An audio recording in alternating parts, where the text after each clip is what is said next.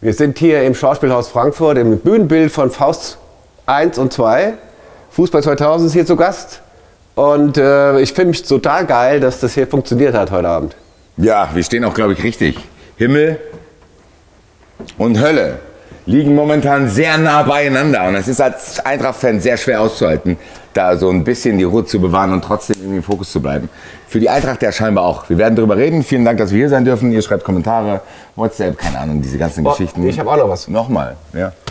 Geht öfters ins Theater. Die ersten Kommentare unter dem Video kriegen 2 Freikarten. Guck mal hier, Alter. Eine Spontanverlosung. Ich bin traurig und froh zugleich, dass Phil heute leider nicht da ist, weil Julian, CMO Fisch und ich werden diskutieren, weil ich hätte mir nicht ausmalen können, wie viel Arthur Theaterwitze Phil hier gemacht hat.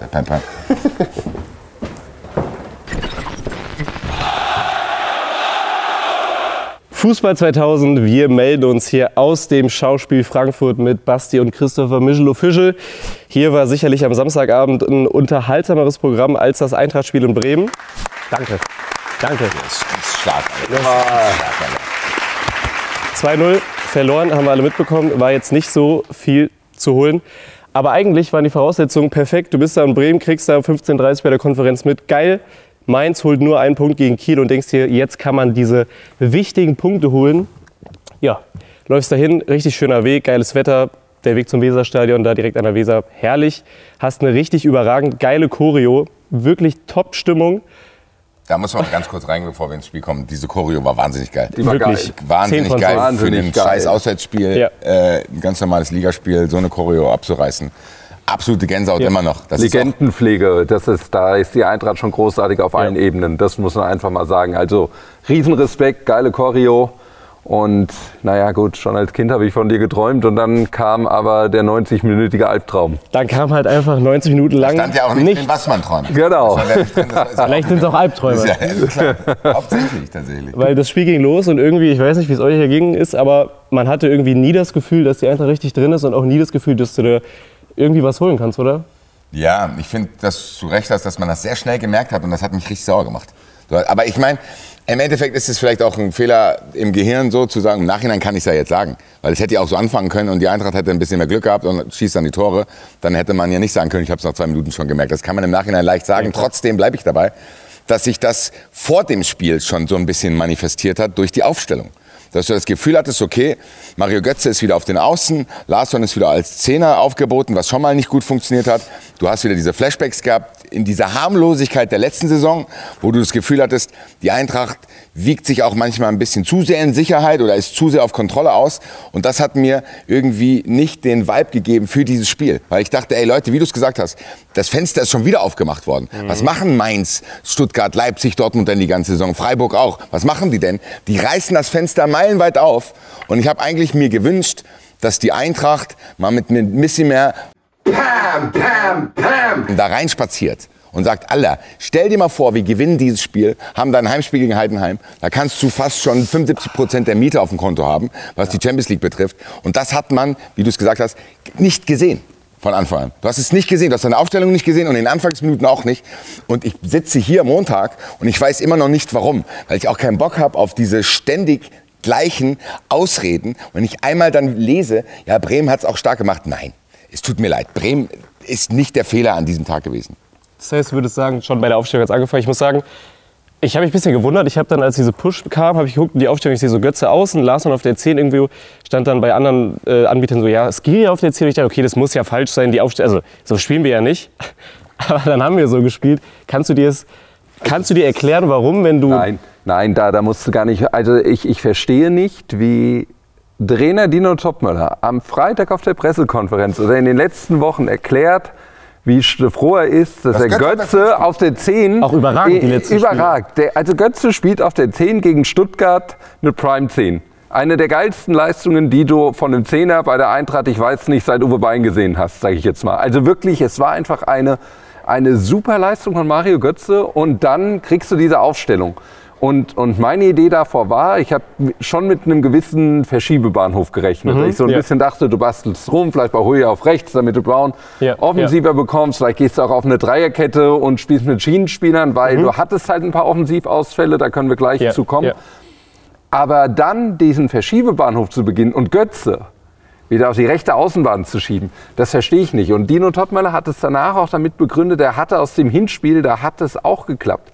Aber ich habe mir die Hinspielausstellung angeguckt. Da hattest du halt nun mal auf der anderen Seite auch noch einen Offensiven mit Knauf, aber du hattest halt die Doppelspitze Mamouche und Ekitike. Ja. Da kannst du auf so eine Idee kommen. Aber wenn du in dieses Spiel gehst mit auf dem Papier 3 Offensiven und dann Götze noch auf die Position stellst, die nicht seine beste ist, dann sind es eigentlich nur noch 2 Offensiven. Dann sind es eigentlich nur noch 2 richtige Offensive. Gegen Werder Bremen. Gegen Werder Bremen. Gegen eine biedere Mannschaft von Werder Bremen. Die von 13 Heimspielen vor diesem Spiel 3 gewonnen hat. Die letzten 3 Heimspiele haben sie alle verloren. So, sorry. Nicht das geht ganz nicht. ehrlich, ich kann deine Aufstellung nicht ablesen. Spielen wir jetzt, habe ich gedacht, ach du Scheiße, Basti, hast du dich im Kalender vertan? Spielen wir vielleicht schon in Tottenham? So, Scheiße, jetzt bin ich hier falsch. So von wegen, oh, ist das Tottenham-Spiel schon? In welcher Matrix bin ich gerade aufgewacht? So hat sich die Aufstellung angefühlt. Genau. Auswärts in Tottenham, erstmal gucken, irgendwie, keine Ahnung, mit einem Unentschieden vielleicht nach Hause fahren, das sicher stehen, alles Hauptsache gut. Tief stehen. Oder du spielst bei einer sehr formstarken Mannschaft, wo du sagst, boah, da müssen wir erstmal irgendwie den Zahn ziehen, dass die irgendwie uns ihr Spiel nicht aufdrücken können und sonst irgendwas. Das Gegenteil ist passiert mit dieser Aufstellung. Du hast dir wieder das Spiel aufdrücken lassen, aber das war ein schlechtes und das war von Werder Bremen. Wie du es gesagt hast, Werder Bremen ist mit Sicherheit keine Mannschaft, vor der du Angst haben musst. Erst recht nicht, wenn du siehst, was dir da geboten wird und was du die letzten Wochen geleistet hast. Ja. Ich verstehe diese Demut nicht. Ich verstehe nicht, wo die herkommt. Ich verstehe nicht, wo diese Demut herkommt, zu sagen, ja, erstmal Kontrolle, bla bla bla. Das hat, wie gesagt, Flashbacks in die letzte Saison und ich fand es auch für dieses Spiel absolut unangemessen, weil vor Bremen musst du keine Angst haben und du solltest eigentlich eher Bock auf diese Chance haben, die sich dir da bietet, Woche für Woche und dir das Leben in den nächsten Wochen auch hättest leichter machen können. Die ja auch Dino Topmöller angekündigt hat, der ja bei der Pressekonferenz gesagt hat, wir fahren mit viel Bock nach Bremen und dann siehst du halt so eine Aufstellung. Und natürlich gehört auch zur Wahrheit, es sind auch einige Spieler in einer erschreckenden Form gewesen, muss ich sagen, an dem Tag. Also da hatten auch wieder welche auf einmal einen Breakdown, wo du dachtest, das gibt es nicht. Letzte Woche spielten Brown noch top, Collins eigentlich letzte Woche haben alle top gespielt gegen Stuttgart. Und dann fallen auch welche in so ein Formloch. Aber ich sage auch, die Idee mit Larsson. Welche Stärken hat denn Hugo Larsson?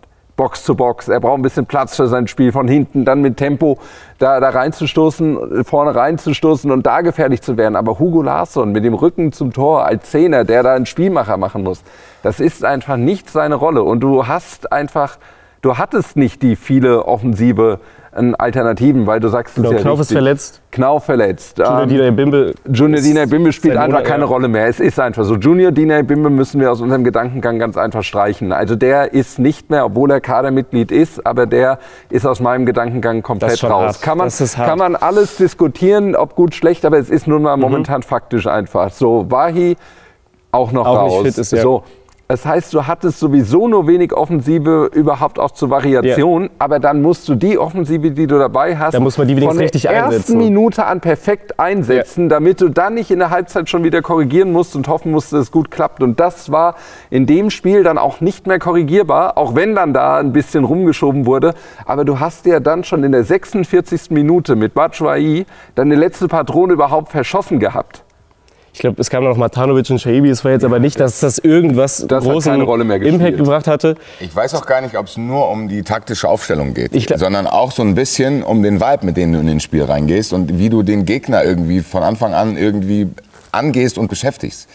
Du kannst ja außerhalb von einem System, wo Topmöller wirklich wahrscheinlich auch mehr Ahnung hat als wir, wo er vielleicht auch eine Idee hat. Nicht nur wahrscheinlich, die dann auch eine Idee hat, die vielleicht nicht an allen Stellen aufgeht, wo er auch die Größe hat, das schon in der Halbzeit zu korrigieren und zu sagen, ey, scheiße, so bla bla, da habe ich mich schon... Im Endeffekt ist diese Halbzeitwechslung ja eigentlich ein Eingeständnis zu sagen, okay, ich habe mich getäuscht mit der Idee, die ich hatte, weil ich ändere monumental was, indem ich einen Sechser rausnehme und einen Stürmer bringe. Damit gibst du ja zu sagen, scheiße, das war vielleicht wirklich ein bisschen zu schissrig. So, zu defensiv einfach reingeschrieben. Dann ist ja auch eine gewisse Art von Größe zu sagen, ey, ich korrigiere das sofort, auch in der Halbzeit, auch wenn es unangenehm ist. Aber es geht auch nicht nur um diese taktischen Überlegungen, sondern es geht auch um den Vibe, mit dem du in dieses Spiel reingehst und mit der Körperhaltung, mit dem du das Spiel reingehst und mit dem Fokus. Wie du es gesagt hast, da kann ja auch nicht der Trainer nur was für. Sondern die Spieler sind ja auch in der Pflicht, unabhängig vom System, zu sagen, wie nehme ich dieses Spiel an? Ist das ein Spiel vor Tottenham oder ist das vielleicht eines der wichtigsten Bundesligaspiele durch die Tabellenkonstellation, die sich am Samstagmittag dann geboten hat und die dann quasi dir wirklich Luft gebracht hätte? Und das hat die Mannschaft ja auch nicht gebracht. So, die Mannschaft ist da auf diesen Platz gegangen und hat sich einfach von Bremen auf das Niveau runterziehen lassen und konnte in den Kampf einfach nicht führen. Deswegen, und das wundert mich ehrlich gesagt ein bisschen. Ich will gerne noch mal darauf eingehen, weil ich habe jetzt in den Kommentaren ganz oft gelesen und auch in den sozialen Netzwerken so von wegen vercoacht am Ende. Ja, wir wissen alle, Götze auf Außen, auf der 10 war ja die ganze Zeit jetzt überragend, Topform, egal jetzt ob gegen Amsterdam, gegen Stuttgart. Würdet ihr aber trotzdem sagen, dieses Spiel nur wegen diesen taktischen Aufstellungen am Anfang, daran hat es gelegen, weil im Endeffekt, selbst wenn Götze auf der 10 gespielt hätte, es hätte dazu führen können, theoretisch, aber da gibt es sicher auch andere Gründe? Nein, natürlich, das ist ja genau das. Es ist auch immer so zu einfach. Wir können ja auch nicht, das machen wir ja selber, das ist ja diese Eintracht zwingt einen ja in so eine Bipolarität rein. Dass du das Gefühl hast, du bist selber schizophren. Beim Stuttgart-Spiel saßen wir noch mit offener Hose, haben gesagt, endlich ist die Eintracht zurück im Fight-Mode, um dann so ein Bremen-Spiel anzugucken. Und dann findest du auch immer sequentielle Erklärungen dafür, die wahrscheinlich auch alle irgendwie nur Ansätze sind. Und genauso braucht man jetzt auch nicht Dino Topmöller komplett vor den Bus werfen, weil die Mannschaft kann auch in der Konstellation gegen Werder Bremen, ganz ehrlich, und bei allen Verletzungssorgen, bei aller taktischen Aufstellung, bei allen personellen Dingern, wenn wir so rumheulen, oh, der Knopfsverletzung, was soll Bremen denn sagen? Was soll Werder Bremen denn sagen? Was soll Ole Werner denn sagen, wenn der eine Aufstellung zusammenbasteln muss? So, ganz ehrlich, was soll der denn sagen? Guck dir mal diese Krautmannschaft an, die der da hat, und dann kriegt er es wenigstens hin, die auf Strom zu bringen. So, und das musst du dann halt, wenn du irgendwie verletzt hast, wenn die Spieler müde sind oder vielleicht auch nicht in ihrem besten Prime-Form gerade, dann musst du die zumindest in den Modus bringen. Und das ist doch die Basis. Das ist die Basis immer gewesen. Das haben wir beim Bochum-Spiel gesagt. Das hat ja das Bochum-Spiel gewonnen. Das Stuttgart-Spiel hat dir das gewonnen. Das waren auch nicht taktische Geschichten, sondern du warst einfach da. Du hast einfach dich auf dieses Spiel eingelassen und du hast das gegen Bremen einfach nicht geschafft. Jetzt reg ich mich doch wieder auf! Und ich finde aber, du sprichst gerade mal einen wichtigen Punkt an, sind ja immer diese Basics. Das will keiner hören. Aber ich finde jetzt alle 4 Niederlagen in der Bundesliga, die du jetzt in kürzester Zeit hattest, Bayern, Bayer, Union, Bremen, war genau das irgendwie der Grund, dass du das Gefühl hattest, diese Mannschaft bringt diese sogenannten Basics, wie du es richtig sagst, einfach nicht auf den Platz. Und vielleicht ist das eine Sache, die man auch mit dieser extrem jungen Truppe, die ja wieder einen Altersdurchschnitt von 24,6 Jahren hatte, ist etwas, was wir aushalten müssen. Ich glaube, die jüngste der Liga. Wieder die jüngste der Liga und jetzt auch noch mit dem 21-jährigen Kauer Santos hinten drin, mit dem Nene Brown, wo man dann halt immer denkt, Alter, wenn der so spielt wie gegen Stuttgart, wie kann das dann sein, dass da auf einer da unten ist? Aber er kommt halt trotzdem immer noch aus einer zweiten Liga bei Nürnberg, wo er diesen Druck, den du hier auch in Frankfurt hast, da ist ja auch ganz schön Druck auf dem Kessel. Die Erwartungshaltung ist auch hoch. Das hat die Mannschaft sich auch verdient, dass diese Erwartungshaltung hoch ist. Aber das sind jetzt Prozesse, die sind schmerzhaft. Die werden wir alle, das gesamte Umfeld, aber irgendwo immer mit einbeziehen müssen. Das kannst du halt nicht einfach, so ein 29-Jähriger hat halt einfach eine andere Routine in seinem Spiel als ein 21-Jähriger. Und trotzdem muss diese Mannschaft jetzt für diese Crunch-Time nochmal extrem schnell lernen, weil jede Niederlage jetzt kann halt bedeuten Ende der Träume. Das Obwohl ist halt einfach so. wir sogar, wie gesagt, Glück haben, dass Mainz, Gladbach, dass die gegen Abstiegskandidaten nur einen Punkt geholt haben. Aber jetzt hast du auf einmal wieder das Stuttgart, Dortmund, Leipzig hat jetzt auch wieder gewonnen, dass du halt von hinten merkst, oh okay. Und ich muss sagen, ich finde jetzt das Bremen-Spiel danach, ich habe mich kurz geärgert, das ist absolut schwach, du hast nicht einen Schuss aufs Tor. Verstehe ich nicht. Ich verstehe es nicht. Trotzdem, nach dem Unionsspiel war ich viel gefrusteter. Und vor 2 Wochen, glaube ich, saßen wir da und hast gesagt, was ist das Learning? Und ich glaube, noch bin ich dabei. Ruhig bleiben, man muss es, glaube ich, jetzt einfach aushalten. Wenn wir in Tottenham, sagen wir mal, wir spielen unentschieden da und dann geht es mit einem Heimsieg gegen Heidenheim weiter, glaube ich, sieht es halt schon wieder ganz anders aus. Deswegen noch ruhig bleiben und ein bisschen... Ich weiß, dieses Polster, es wird immer dünner und du musst gewinnen. Nein, wir müssen gegen Heidenheim gewinnen, du musst gegen Pauli gewinnen. Du hast dich einfach vor dem Heidenheim-Spiel in so eine blöde Situation gebracht. Du wirst fertig aus Tottenham nach Hause kommen, egal was da passiert. So, du wirst fertig, das ist eine Reisestrapaze, das ist ein Europa-League-Spiel, das wird auch auf Strom stattfinden müssen, hoffentlich von Eintracht-Seite aus. Und dann hast du zu Hause Heidenheimer, die du überhaupt nicht unterschätzen solltest, die knapp in der letzten Minute gegen Leverkusen verloren haben, die eigentlich schon weg waren und jetzt doch noch mal wiederkommen, nachdem sie diese Conference League Doppelbelastung hatten und du gedacht hast, okay, das ist zu viel für die Substanz von Heidenheim. Und dann haben sie alle eines Besseren belehrt und sind tatsächlich noch mal wiedergekommen, nachdem die zwischenzeitlich 5 Punkte Rückstand hatten. Das heißt, das ist ein unangenehmer Gegner. Da wird Frank Schmidt auch so nach Frankfurt kommen und erstmal sagen, ihr müsst erstmal was zeigen. Dann ist die Eintracht in der Bringschuld und die Eintracht steht auch unter Druck. Das wäre anders gewesen, wenn du dieses Bremen-Spiel gewonnen hättest. Ich finde aber gut, dass sie die Conclusio so ein bisschen aufgeteilt haben, zu sagen, junge Mannschaft, das ist nämlich genau das, vergisst man immer. Man kann nicht vor der Saison sagen, ja, da muss man mit einer jungen Mannschaft Geduld haben und wenn es dann soweit ist, die Geduld nicht haben. Ja, also Nene Brown ist der Letzte, dem ich hier einen Vorwurf machen würde. Ja. Einem Collins auch der Letzte, dem ich einen Vorwurf machen würde. Trotzdem kann man ja gewisse Fehler, die das vielleicht erschwert haben, dazu rechnen und dann hast du irgendwann das komplette Müsli, wo du die Gründe dir rauspicken kannst. Jeder mag andere Sachen und jeder hat irgendwie vielleicht eine andere Erklärung. Müssen wir jetzt abhaken. Ja. Aber trotzdem finde ich, dass die Eintracht das nicht so mundabputzenmäßig machen soll, sondern die Eintracht, wie du es gesagt hast, muss sich jetzt mittlerweile mal klar werden, dass jetzt Saisonende ist. Und dass man nicht sagen kann, ja, das müssen wir vermeiden. Das wurde ja nach dem Unionsspiel schon gesagt. So, das darf uns nicht mehr passieren. So, und dann 3 Wochen später passiert es dir wieder. So. Und dann kann ich ja nicht dann ständig sagen, ja gut, aber jetzt passiert es mir wirklich nicht mehr. So, das ist wie wenn ich sage, ich gehe nicht mehr feiern. So, dann ich gehe nie mehr feiern. Und dann mache ich irgendwie 3 Wochen Sport und dann komme ich irgendwann betrunken nach Hause und sage, ja gut, das hat doch nicht geklappt. Passiert, ne? So, ja, nee, also das ist so, was soll das? So, die Eintracht muss nach solchen Spielen trotzdem einen Modus finden, wo du nicht komplett zur Tagesordnung übergehst, sondern wo du knallhart ansprichst, was da passiert ist. Und dass das jetzt gegen Heidenheim nicht mehr passieren darf. Und wenn es gegen Heidenheim nicht passiert, im Spiel danach auch nicht mehr. Bis Saisonende musst du so auf den Platz gehen. Ja. Wenn es dann an gewissen Stellen nicht reicht, weil du Schiri-Pech hast, dies Pech hast, alles okay. Aber du kannst es nicht schon von vornherein mit deiner Einstellung selber jinxen, indem du da Solari-Fari reingehst an einem 28. Spieltag. Wenn die Tabellensituation so aussieht, wie sie aussieht, dann kann ich mir nicht erklären, dass da das war ja gefühlt ein Sonntagskick.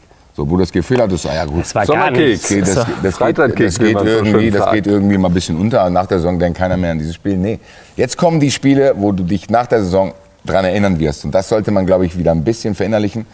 Gerade jetzt in Bezug auf diese Sandwich-Wochen, die ja eigentlich schwerer sind. Du hattest doch vor dem Bremen-Spiel eine Woche Zeit, Alter. Jetzt reg ich mich doch wieder auf. So, das ist doch eigentlich eine luxuriöse Situation gewesen, am Saisonende, während du noch im Europapokal bist, eine ganze Woche vor einem Spiel zu haben. Das ist ja eigentlich eine luxuriöse Situation, die du eigentlich gar nicht mehr kennst. Sondern hast du hier Länderspielpause, dann sind alle nicht da, dann hast du Europapokalspiele, bla bla bla. Unerklärlich, wie es dazu kommen kann. Lösungen müssen gefunden werden, aber jetzt kommt Tottenham. Genau, Tottenham, ich finde es schwierig einzuschätzen. Ich finde Tottenham schwierig einzuschätzen. Ich habe überhaupt keine Ahnung, in der Liga spielen die überhaupt keine Rolle, sind irgendwie 13. haben jetzt mal gegen den Tabellenletzten gewonnen, der abgestiegen ist. Sonst in der Liga überhaupt nicht in Form. Dass die krasse Namen haben, einen krassen Kader, ist überhaupt keine Frage. Christopher, was glaubst du beim Hinspiel? Wie sind unsere Chancen? Wie realistisch ist ein Auswärtssieg? Ganz gut. Das ist so eine Gretchenfrage im Kino. Gell? Wem gehört die Armlehne? Weißt du, was ich meine? Das ist sowohl im Flugzeug als auch im Kino. Immer wieder ein Streitpunkt. Es ist nicht abschließend gesellschaftlich geklärt, wem diese Armlehne gehört. Wir teilen uns die. Ich denke, du nimmst sie dir gleich, Basti. Nee, geh hier auf die Armlehne. Nee, Favoritenrolle ist klar geklärt. Tottenham ist Top-Favorit für mich auf den Europa-League-Sieg. Das ist die auf dem Papier mit Abstand stärkste Mannschaft, Marktwert fast 900 Millionen Euro. Da wäre in Deutschland noch der FC Bayern München besser. Sie sind bei den Wettanbietern mit weitem Abstand Favorit auf den Titel. So wird man das Ding angehen. Ich sag mal 70-30 für Tottenham. Okay. Wenn du am Ende durchkommst, weil du wieder eine Euphorie entwickelst wie 2022 gegen Barcelona oder sonst was, ist alles möglich. Glaube allerdings, also mein Gefühl sagt mir, Tottenham wird die Eintracht weniger unterschätzen, als es Barcelona damals getan hat. Für Tottenham ist dieser Wettbewerb der letzte Strohhalm auf die Champions League. Die sind in der Premier League völlig unter ferner liefen. Die haben viel Unruhe, auch Unzufriedenheit mit ihrem Trainer. Die haben ähnlich wie die Eintracht eine junge Mannschaft mit vielen geilen Talenten. Die haben der Eintracht ja auch Bergwall zum Beispiel weggeschnappt, den man gerne in Frankfurt gesehen hätte. Der Trainer setzt auch sehr gerne auf junge Spieler. Also du brauchst in Tottenham einen absoluten Sahnetag. Musst halt hoffen, dass die nicht an ihre Prime herankommen. Und wenn du mit einem engen Ergebnis rauskommst, sei es Sieg, Unentschieden, knappe Niederlage, dann ist im Eintracht-Stadion, das wissen wir alle, mit der Atmosphäre, Europa League Donnerstag, ist immer was drin. Aber ich hatte damals bei Barcelona, so ging es mir vor 3 Jahren, da hatte ich so das Gefühl, da ist irgendwie eine Sensation möglich. Die spüre ich persönlich noch nicht in dem Spiel, vielleicht auch durch die Eindrücke vom Samstag. Würde mich mal interessieren, wie es unseren Zuschauern geht, ob die schon die Tottenham-Euphorie jetzt zu Donnerstag haben oder noch den Bremen-Kater vom Samstag. Aber ich persönlich bin noch nicht in dem Vibe drin, dass ich sage, wow, die Eintracht, die erobert jetzt Tottenham. Ich glaube irgendwie bei Barcelona, das war so krass, das war so ein Riesenname. Klar, Tottenham jetzt auch, ich fand Barcelona gut, weil es jetzt halt alles schon passiert ist und wir diese Sensation wirklich perfekt gemacht haben. Fand ich es irgendwie krasser, deswegen habe ich auch Respekt vor Tottenham, aber irgendwie halte ich es da jetzt für nicht so unmöglich, dass man da auch theoretisch gewinnt. In Barcelona war es ja so von mir, das wird ja nie passieren. Deswegen, aber Basti, was glaubst du, wie ist dein Gefühl? Ihr könnt auch noch mal gerne hinschreiben, wer von euch in London vor Ort ist. Du fliegst ja auch hin. Mit welchem? Ich fliege jetzt wieder nach London. London back to back. Du ziehst hin. Das, was du gerade gesagt hast, sehe ich ehrlich gesagt als Gefahr an. Weil du gesagt hast, okay, bei Barcelona, da hat man irgendwie das Gefühl gehabt, da ist was Besonderes, da hattest du aber auch keinerlei Druck. Du hattest gar keinen Genau, du bist halt ohne Erwartung. Wer denkt denn, dass man Barcelona raushaut? So, nee, du hast gedacht, ey, du gehst demütig dahin, bist froh, dass du überhaupt dieses Stadion betreten darfst, mal in dem Pflichtspiel. So, du hattest dann ähnliche Vibes, wie wir das auch im San Siro schon hatten, wo du dachtest, Alter, mein Pflichtspiel im San Siro, Eintracht Frankfurt, Pflichtspiel im Camp Nou, Eintracht Frankfurt, bla. Da kannst du einfach hingehen und locker flocker da was machen.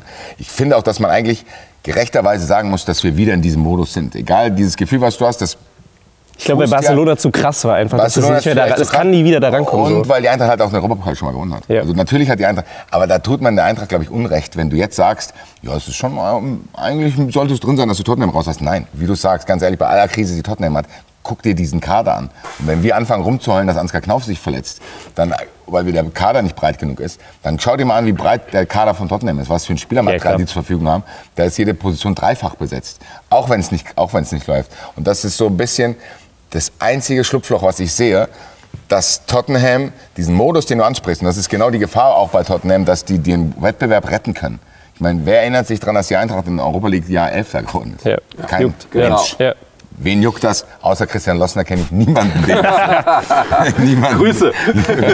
Ich kenne niemanden, den das juckt, dass die Eintracht im Europapokal Jahr 11 geworden ist. Und bei Tottenham wäre das genau das Gleiche. Ja. Genau. Wenn die einen scheiß Silverware bekommen, dann denkt keiner mehr, was Postecoglou da in der Liga fabriziert hat. Genau. Und das ist ja genau der Spirit, mit dem wir reingehen. Aber, und da komme ich zum Schlupfloch, sehr komplizierte Herleitung zu meinem Schlupfloch, das kann auch die Chance der Eintracht sein, weil dadurch der Druck bei Tottenham auch liegt. Weil die können nicht sagen, wow, Europa League ist nice to have. Nee, Europa League ist das Einzige, was ihr noch habt. Ja. So, das ist das Einzige, wo ihr noch in irgendeiner Art und Weise positive Energie ziehen könnt. Und da kann die Eintracht ja jetzt mal sagen, ja, dann zeigt ihr erst mal. So wie Bremen sagt, der Eintracht zeigt ihr erst mal, wir machen unser Ding, kann die Eintracht dahin fahren und sagen, okay, macht ihr erst mal. Und ich glaube, das ist der Modus, in den die Eintracht kommen muss, dass die Fans auch keine zu hohen Erwartungen haben, als wenn man Tottenham raushauen müsste. Der Underdog ist klar definiert. Das finde ich aber auch gut, dass du sagst. Weil das muss man jetzt auch mal so sagen. Danke, weil du bist der Erste, der das realistisch einschätzt mit 70-30. Viele Leute, du hörst du das, 50-50, oh, boah, Leute. Weil da ist die Gefahr, dass man selber enttäuscht wird, halt sehr, sehr groß, wenn du die Erwartung zu hoch baust. Weil vor allem, Leute argumentieren ja viel mit, ja, aber Tottenham hat nicht mehr den Harry Kane oder einen Son in der Prime. Aber trotzdem ist das ein Kader, Leute. Guckt ihn euch mal in Ruhe an und ich sage euch, macht mal einen Kadercheck, welchen Spieler von Tottenham ihr super gerne bei der Eintracht sehen würdet und sagen würdet, der wäre Stammspieler von Anhieb. Hier, du fängst mit der Liste oben an. Der Ersatztorwart, dieser Tscheche, ich erinnere noch, wie alle geschwärmt hatten, als wir gegen Slavia Prag war das, oder war es Sparta, hatten wir Slavia 1:0 gewonnen haben und alle danach gesagt haben, was war das für ein Bombentorwart? Das ist deren zweiter Torhüter momentan. Also nur um mal einzuschätzen, oder sie haben Dragosin, ein Verteidiger, den auch die Bayern wollten, Marktwert 50 Millionen. Bergwall müssen wir gar nicht drüber reden. Also das ist eine richtig, richtig geile, zusammengestellte Mannschaft, die auch ihre Wellen hat, weil sie jung ist, weil da in der Premier League halt noch krasseres Lehrgeld bezahlt wird als junge Mannschaft. Du wirst halt noch härter aufgefressen von Man City, Liverpool und Co. Auf dem 13. Platz. Aber das ist kein 13. Platz, der 13. der Bundesliga ist. Ja, also klar, da kommt jetzt nicht... wer ist so Bundesliga 13? Da kommt jetzt nicht Union Berlin-Style. Das ist das war ja auch nicht Union so Berlin mal 9 vom Marktwert her. Also das muss man sich einfach bewusst werden. Die Eintracht geht als Underdog in das Spiel und die Eintracht muss diese Rolle komplett annehmen, um da bestehen zu können. Ja. Ich finde super, dass du das realistisch einstellst, aber ich habe auch nicht gesagt, du sollst mir jetzt noch mehr Angst machen. Union Berlin im Waldstadion, da war jetzt hier nicht so gute Erfahrung zuletzt. Ja, eben. Gut, Wenn ich okay. Union Berlin schlagen kann, wie sollen wir Union Berlin schlagen? Ich glaube, du weißt, wie ich es meine. Ich weiß genau, wie du es meinst und im Endeffekt sind wir Eintracht-Fans und wir wissen, was die Eintracht für eine Magic entwickeln kann. Ja, So ist eben. es. Und diese Spiele werden auch im Vakuum stattfinden. Die werden mit den Spielen in der Bundesliga gar nichts zu tun haben. Nein. Die werden auch mit den Ajax-Spielen nichts zu tun haben. Das ist einfach gesondert. Das sind einfach 2 Spiele innerhalb von einer Woche, wo alles passieren kann, wo ein anderer Mut drauf ist, wo, keine Ahnung, hoffentlich 3.000, 4.000, 5.000 Eintracht-Fans wieder lautstark die Eintracht-Mannschaft unterstützen werden, wie sie es in der Champions League auch gemacht haben. Und selbst als die Champions League Tottenham-Mannschaft da war, hat die Eintracht es noch geschafft, sich zumindest so ein bisschen ins 3-2 zu mogeln. Und wenn Alidou das Ding da reinmacht, dann stehst du dann in einem Gästeblock und plötzlich spielst du 3-3 in Tottenham. Ja. So, also von daher. Und zu Hause war es auch sehr stark. 0-0, glaube ich. Ja. Aber Hasebe hatte Harry Kane in der Hosentasche. Wollte ich gerade sagen, also wir erinnern uns, wie Hasebe Harry Kane aufgefressen hat. Das kann halt auch mit diesen Spielern, die du genannt hast, auch passieren. Also von daher, es ist ein 50-50-Spiel. Und die Eintracht hat es tatsächlich geschafft. Und das ist ja völlig wahnsinnig. Aber dass ich fast mehr an das Heidenheim-Spiel denke. Die Eintracht spielt zweimal gegen Tottenham. Und ich wach morgens auf und denke, Alter, fuck Heidenheim, Alter. Aber vor Angst oder weil du... Nein, weil die Eintracht die Punkte nicht geholt hat gegen Bremen. Und du brauchst jetzt die du Heidenheim-Punkte, weil dann bist du nämlich sonst in großen Schwierigkeiten. Das ja, wenn du gegen Heidenheim nicht gewinnst, wäre sehr hart. Ich will das jetzt auch nicht überhöhen, unnötig, aber ich will auch nicht, dass das untergeht. Ja. Weil zu sagen, Tottenham, diese 2 Highlight-Spiele, Europapokal, und dann kannst du, ey, ganz ehrlich, das ist ja das Wahnsinnige. Was ist denn, wie soll man denn Eintracht-Fan werden? Man bräuchte eigentlich Arbeitszeit wie ein Fluglotse, damit man sich beruhigen kann auch. Weil, ganz ehrlich, wir können ins Halbfinale, wir kommen auch aus Bremen nach Hause, verlieren in Bremen. Du kannst gleichzeitig aber ins Europa League Halbfinale einziehen und immer noch über die Liga, die Champions League erreichen. Das kann aber auch alles nicht stattfinden. Und wir werden das in den nächsten 6 Wochen ungefähr, werden wir das erfahren. Crunch-Time. Das ist wirklich, es geht jetzt richtig ab. Das ist echt Crunch-Time. Jede Woche kann dich raushauen, aber eine Sache... Wie geht's den Augsburg-Fans? Augsburg-Fans verbringen ihr ganzes Leben auf Platz 13. Konstant. Das ist doch viel geiler. Wahrscheinlich sitzen die im Garten, grillen, sagen, oh ja, mein Gott. Der Claude Maurice ist ein ganz guter. Aber bla bla, und dann gehen, unter der Woche bockt sie gar nicht, dann geht die wieder ins Stadion und denkt, welcher Platz sind wir? Ah, wir sind 11. geil. So bla, wir sind 12. So, ist doch überragend. Vielleicht sollte man einfach Augsburg-Fan werden und dann hast du nicht so ein hohes Cortisol-Level. Dann bist du einfach ganz ruhig, hast gar keine Erwartung, weißt, was passiert. Ne? Musst nicht und nächstes Jahr Saisonziel Platz 12. Ist ja okay. Aber was man natürlich schon merkt, ist da oben, wo die Eintracht jetzt sich bewegt, ist halt diese Luft einfach extrem dünn. Das habe ich vor 2 Monaten gesagt. Und das siehst du auch. Und du siehst auch selbst, ein Dortmund, ein Stuttgart, wie sie heißen, die werden bis zum 34. Spieltag pushen. Die werden drücken und die werden alles dafür probieren, da irgendwie noch reinzukommen, bis es halt rechnerisch nicht mehr geht. Aber da lässt halt nun mal keiner nach. Nee, ja. Und die Eintracht sollte sich da einfach nicht fressen lassen, weil es wird immer gesagt, wenn einer von denen da oben schwächelt, von den Top 4, dann muss die Eintracht da sein. Jetzt machen es 2 bzw. 3 mit Stuttgart. Und jetzt wäre es, ich glaube, es wäre super schwierig für den Club zu verkaufen, wenn du am Ende 5. bist. Das wird schon schwer, aber noch schwerer wird zu verkaufen, wenn du auf einer wieder Conference League spielen müsstest. Nach der Saison, die du bislang hingelegt hast. Oder am Ende, du fliegst noch ganz raus. Also es ist ja wirklich theoretisch wäre es ja noch möglich, aber das von Champagner bis Selters alles möglich. Also ich glaube, Conference League wäre sehr hart. Ich finde, Europa League wäre noch sowas, wo du als Eintracht-Fan dich, glaube ich, schon prinzipiell immer glücklich schätzen kannst. Was jetzt halt ist, was da nicht Problem. Wir sind die ganze Zeit auf dem Champions League Platz, deswegen wäre es schon übertrieben belastend, wenn du den so spät abgibst, obwohl du, also dieses Heidenheim-Spiel, du hast St. Pauli zu Hause, du hast wirklich Spiele, die du einfach gewinnen musst. Und wir haben noch 3 direkte Duelle. Wir haben letzter Spieltag Freiburg und davor Leipzig und in Mainz. Wir haben 3 direkte Duelle mit möglichen Kandidaten. Gewinnen jetzt erstmal dein Ding gegen Heidenheim am Sonntag und dann dieses Restprogramm. Ja. Das wird noch Gegner ist egal. Ja. Im Restprogramm gibt es keine, es ist völlig egal, ob du gegen den 18. spielst oder gegen den 3. Es ist völlig wurscht, welche Platzierung. Entweder du kannst alle Kräfte an dem Spieltag mobilisieren oder du schaffst es nicht. Wenn du es nicht schaffst, dann zerfrisst dich am Sonntag der FC Heidenheim. Wenn du schaffst, deine Kräfte voll zu mobilisieren, dann wirst du Heidenheim besiegen. Dann wirst du auch Leipzig besiegen. Dann wirst du auch Pauli besiegen. Wenn du gegen die 3 eine Leistung bringst wie gegen Bremen, dann wirst du von Heidenheim zerfressen, dann wirst du von Pauli zerfressen und dann wirst du von Leipzig zerfressen. So einfach ist die Rechnung im Endspurt. Und ich finde, die Eintracht sollte einfach wieder einen positiven Vibe aufgrund dieser Chance entwickeln. Weil im Endeffekt hast du gesagt, die Luft da oben ist dünn, aber ich glaube, dass sie diese Saison gar nicht mal so dünn ist wie sonst. Ja.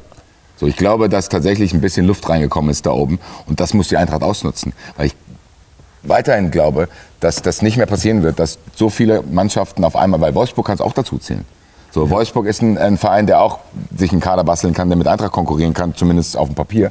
Und die sind auch am Arsch. So. Und dann hast du mit Gladbach einen Verein, der dann, und mit Mainz auch, die dann als Überraschungsmannschaft nach oben rein sliden und auch anfangen zu überlegen jetzt. So, Gladbach und Mainz haben jetzt auch angefangen zu überlegen, wie dünn die Luft da oben ist. Ja. Und die Eintracht ist doch schon die ganze Zeit da. Die sollte doch jetzt an diese Luft gewöhnt sein und sagen einfach, Leute, jetzt sind es nicht mehr viele Spiele. Der Gegner ist egal, wie du sagst. Wir müssen, guck mal, die Eintracht muss ja auch nicht die maximale Punktzahl holen. Du musst ja nicht sagen, boah, der Eintracht muss ab jetzt jedes Spiel gewinnen, sonst reicht. Nein, wie du es gesagt hast, wahrscheinlich reicht es, wenn du die 3 Heimspiele gewinnst. So, und dann ist es egal, ob du in Freiburg oder in Mainz spielst. Und die Eintracht muss sich das, glaube ich, wieder klar machen und da einfach wieder mit Bock rangehen. Ich hoffe, dass das einfach passiert. Ich hoffe es auch. Es ist auf jeden Fall, es wird knackig, aber auf jeden Fall ist die Chance da. Ich würde gerne noch mal auf den Freitag vor dem Werder Bremen-Spiel zurückblicken, beziehungsweise die Zeit davor, denn unser Trainer Dino Topmöller, da gab es ja die ganze Zeit schon Gespräche, dass da eventuell eine Verlängerung bevorsteht und das war irgendwie, ja, jetzt in der Länderspielpause will man mal gucken. Und da kam am Freitag so das erste Mal die Meldung mit irgendwelchen Zahlen, Vertragsverlängerung bis 2028, sehr fortgeschritten. Wie ist denn da so der Stand? Kann man da schon irgendwie was sagen? Das ist jetzt kurz vorm Abschluss, das Ding ist durch. Also das bin ich immer vorsichtig, aber was man jetzt schon sagen kann, dass es ein Commitment gibt. Also ein prinzipielles Commitment von beiden Seiten. Der Verein hat Bock, mit Topmöller weiterzuarbeiten, Topmöller hat Bock, mit der Eintracht weiterzuarbeiten.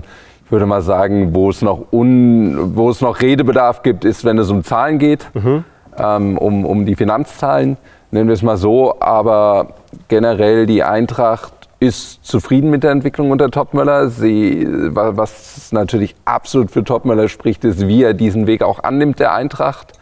Dass er das auch annimmt mit diesen vielen jungen Spielern, dass ihm auch immer mal wieder der beste Mann weggekauft wird, dass er dann auch wieder neue Lösungen. Also ich meine, er hat mit Hürden zu kämpfen hier bei Eintracht Frankfurt. Die nimmt er an, die nimmt er eigentlich auch weitestgehend klaglos an, dass er mal so offensiv in der Pressekonferenz wird wie kurz vor dem Deadline Day, wo er auch mal klar sagt, jetzt brauche ich noch einen Stürmer. Sind selten zu hören, aber ich finde auch, man merkt ihm an, er nimmt diesen Weg gerne an. Also das gefällt mir schon bei Dino Topmöller. Er hat auch an sich gearbeitet, wenn er die Entwicklungsstufe sieht. Und die Eintracht will deshalb nicht nur mit ihm, sondern mit dem ganzen Trainerteam, auch das, also mit Stefan Buck, mit Jan Fieser, mit Xaver Zembrot. Man will sie einfach langfristig binden, würde auch passen mit Krösche, der ja auch bis 2028 gebunden ist. Es war ein Krösche-Trainer. Er ist damals sehr mutig gewesen, einen Co-Trainer zum Cheftrainer zu machen, also einen Bundesliga-Co-Trainer zu einem erstmaligen Bundesliga-Cheftrainer zu machen.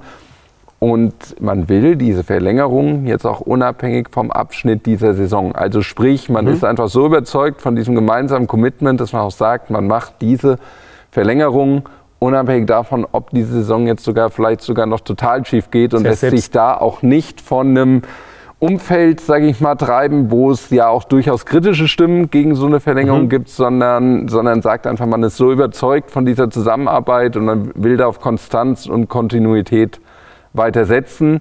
Aber es ist jetzt noch keine Tinte trocken. Okay. Und ob die jetzt diese Woche trocken wird, nächste Woche oder erst nach der Saison, da will ich jetzt auch hier keine Prognose abgeben. Okay. Ich finde es nicht gut, dass verlängert wird. Basti, wie stehst du zu einer Verlängerung? Bist du zufrieden mit Toppi oder sagst du eher, ich würde da aufpassen? Nee, ich glaube, es ist ein wichtiges Zeichen, dass man diese Kontinuität weitergeht, weil ich finde schon, dass die Saison bei allem Ärger, den man jetzt in der Rückrunde trotzdem verspürt, sieht, die Entwicklung geht weiter. Also die stagniert nicht, sondern die geht weiter. Da ist eine Entwicklung da. Und wir haben ja auch selbst letztes Jahr die Diskussion gehabt, zu sagen, an gewissen Stellen neu anzufangen, ist halt auch immer sehr, sehr schwierig, weil du dann wieder einen verschiedenen Koch mit einstellst, der wieder einen anderen Brei kochen will und bla bla bla. Und Vereine wie Dortmund haben ja genau dieses Problem. So, du hast in den letzten Jahren immer andere Trainer, die andere Vorstellungen hatten. Dann hast du so 3 Spieler, die irgendwie dem entsprechen, 3 Spieler, die dem entsprechen. Dann kommt ein ganz anderer, der muss das dann irgendwie alles zusammenbasteln. Und die Eintracht hat da eine gewisse Konstanz reinbekommen. Ich finde, dass man auch zum Beispiel bei Freiburg sieht, was so eine Konstanz auch bringt. Gerade was so Spielermaterial betrifft, dass du sagst, eine eingespielte Mannschaft ist nicht zu unterschätzen und gerade mit dem Trainerteam zusammen auch nicht. Also von daher, ich finde es prinzipiell gut. Das heißt nicht, dass ich mich an gewissen Stellen auch über ihn aufrege und gewisse Dinge nicht verstehe. So, das kann ja auch beides existieren. Ja, du kannst ja auch beim nächsten Trainer haben. So, das ist bei jedem Trainer und es gibt auch gewisse Dinge, wo ich würde mir von Topmöller schon wünschen, dass der, wie formuliere ich das jetzt jugendfrei? Wenn nicht, zensieren wir hier gleich. Ich würde mir manchmal schon mehr Aura wünschen, sagt die jungen Leute, oder? Ja, Aura-Level-mäßig so, wie sagt ihr das? Mäßig so, ja. So ein bisschen mehr, dass der halt in Bremen auf den Platz kommt und ich ganz genau weiß, ich sehe dem Trainer schon an, der Eintracht gewinnt das Spiel heute. Und endlich Aura, was er dann haben. Ja, so, du siehst ihn, ich meine, das wird kommen, wahrscheinlich kann er das auch noch nicht als junger Trainer komplett haben, aber so ein bisschen, dass er da so ein bisschen dieses noch mehr Frankfurt in sich aufsaugt. Und nicht so sagt, Bremen, ihr seid aber auch eine gute Mannschaft, sondern der sagt, was gebe ich dir die Hand, Alter, was für Bremen, Alter, so bla bla, wir gewinnen jetzt das Spiel. Und da kannst du nach dem Spiel immer noch nett sein. So, ich will nicht sagen, dass er ein Assi werden soll, aber vorm Spiel will ich schon den Topmöller ansehen und sagen, ach, guck dir mal diesen Kader von Bremen an, natürlich ballern wir die weg. So will ich den sehen und nicht so kommt alles, gab es auch schon Entwicklungen in die Richtung, muss ich sagen, haben wir auch zu Recht gelobt, dass du das Gefühl hast, da steht an der Seitenlinie einer, der auch mal Theater anschreit und sagt, was geht ab. Das finde ich wichtig. Ja, wie gesagt, bei all diesen Dingen, die mich an gewissen Stellen noch stören, so eine Ängstlichkeit und so eine Kontrolle, die wahrscheinlich auch richtig ist, weil, wie gesagt, wenn ich trainieren würde, dann wäre komplett Chaos.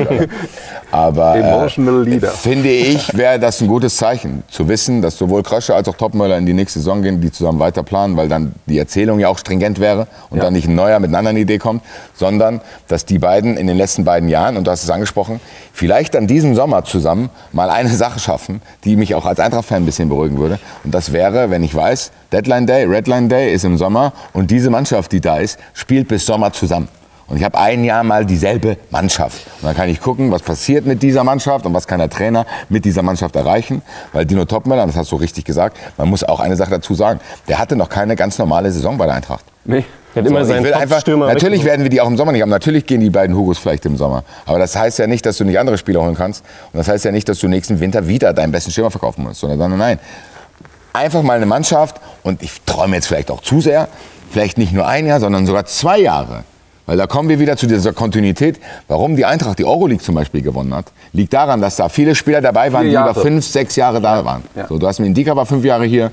Indika, Kostic war 3, 4 Jahre schon Kamada, da. so, das ist eine Achse, die gewachsen ist, die über Jahre zusammen war. Die wächst ja an gewissen Stellen schon. Du hast mit Robin Koch jemanden, du hast mit Theat jemanden, wo du das Gefühl hast, okay, vielleicht bleiben die ein bisschen Götze. länger. Du hast Götze jemanden. Stimmt, ja. Du hast endlich mal wieder eine Viererkette, die sich praktisch von selbst aufstellt, Ja. wo du auch weißt, die funktioniert. Also, du hast genug Materialien da, um zu sagen, ey, wir können vielleicht im Sommer was basteln, was irgendwie eine Kontinuität zumindest auf Eintracht-Niveau bringt. Und da ist Topmöller meiner Meinung nach ein Baustein dafür, den ich absolut gerne hier habe. Schreibt ihr gerne mal in die Kommentare, wie ihr zu einer möglichen Verlängerung steht. Wir müssen jetzt noch was ganz Wichtiges Jetzt hast sagen. du dir und selber zwar- ins Knie geschossen, weil du die Kommentare machen musst. Der aufgeregte Dino. Seid nett. Topmöller Seid nett. Flopmöller, was soll das? Ja, das kommt dann auch wieder. Wir müssen noch was Wichtiges sagen. Und zwar am Donnerstag, wenn wir in London sind, ist schon offiziell, ne? Machen wir einfach jetzt auf. Wird einen Fußball 2000 Livestream von vor Ort geben. Ich weiß gar nicht, du bist da, du bist auch da. Bin auch da. Ich bin auch da, Marvin ist auch da. Bei Instagram Phil ist aber, auch oder? da. Ich glaube bei YouTube schon. Ich war gerade bei Instagram. Ich glaube, echt. Wir müssen noch was klären. Also irgendwann gehen wir live, auf jeden Fall an dem Donnerstag. Die Plattform, ich glaube YouTube. Ich glaube Instagram. Wir gucken mal, was es am Ende wird. Da könnt ihr euch auf jeden Fall darauf freuen. Wir machen nochmal eine Ankündigung irgendwo auf Social Media, also das kriegt ihr noch mit. Lasst Likes da. Fliegt fleißig nach London und nach London supportet die und- Eintracht. 21.08. Batschka Frankfurt, Fußball 2000 live. Da werden wir uns um genau eben angesprochene nächste Saison schon kümmern. Es wird die Saisonvorschau, große Line-Up. Viele Leute, wir haben richtig Bock. Wenn es Wetter gut ist, ist es im Batschka Sommergarten. Wenn es Wetter scheiße wird, weiß man ja heutzutage nicht mehr, gell? Gehen wir rein. Ja, kauft fleißig Karten. Bis dahin wissen wir auch, was diese Saison passiert ist. Ich bin sehr gespannt. Ich bin sehr, sehr gespannt, weil ich kann mir alles vorstellen. Endspurt ist geil. Haut Nein, rein. ist es nicht. Pam, pam. Und wenn ihr jetzt noch genug Kraft habt, dann könnt ihr euch hier nochmal die sogenannten Highlights angucken. Es waren zwar nicht so viele Chancen dabei, aber Christopher Michel Official und ich haben das Ganze nochmal kommentiert. Klickt euch rein, lasst Likes da und kommt zu Fußball 2000 live. Und Leute, schaut euch den Livestream am Donnerstag an.